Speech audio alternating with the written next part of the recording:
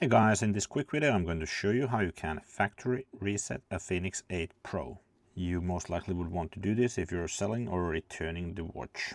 First hold down the menu key here in the center to get into the menu, then scroll down using the screen or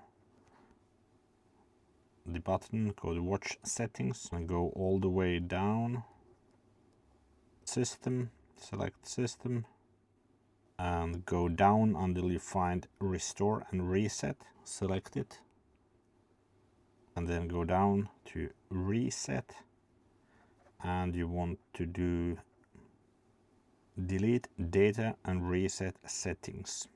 So select that and accept with the top button here, and it will do the reset. This takes maybe up to a minute or two. Once the data is reset, you will see the splash screen again for a moment, and then the Fenix 8 Pro is starting up, and you will want to switch the device off at the end so that it does not drain the battery empty.